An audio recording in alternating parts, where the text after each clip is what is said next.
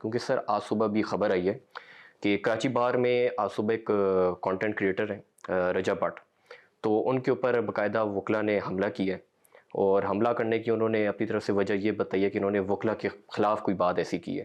تو میں آپ سے جاننا چاہ رہا تھا، being a president supreme court bar ایسوسی ایشن، آپ کا سٹانس کیا؟ کیونکہ جو آپ کا سٹانس ہوگا وہی سپریم کورٹ بار کا سٹانس ہوگا، تو کیا آپ اس چیز کے لیے ان کو اکاؤنٹیبل کریں گے یا نوٹس کوئی سا سرو ہوں گے؟ اور آپ کیا کہتے ہیں یہ؟ میرا نہیں خیال کہ اس نے وکلا کے خلاف کو بات کی ہے، اصل بات یہ ہے کہ اس نے توہین مذہب کا مرتکب ہوا ہے، اور وہ ٹک ٹاکر جتنے بھی ہیں، وہ جتنے بھی اللیگل اور ادروائز اپنے آپ کو پاپولر کرنے کے لیے وہ ایکٹیویٹیز کرتے ہیں، تو اس میں وہ نہ مذہب کے خلاف بھی کرتے ہیں اور ادروائز بھی معاشرے کو بھی معاشرے کے لیے بھی موزوں نہیں ہے کہ جس طرح وہ ٹک ٹاکنگ کرتے ہیں۔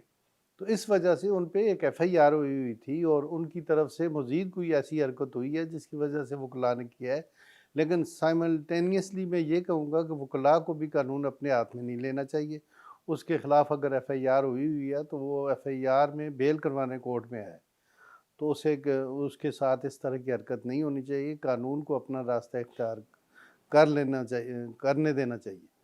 تو جو بھی حرکت ہوئی ہے، میں اس چیز کو کبھی نہیں سپورٹ کرتا کہ ہمارے وکلاء جو ہیں وہ کسی پہ تشدد کریں اور اپنے پروفیشن کو ڈیگریڈ کریں۔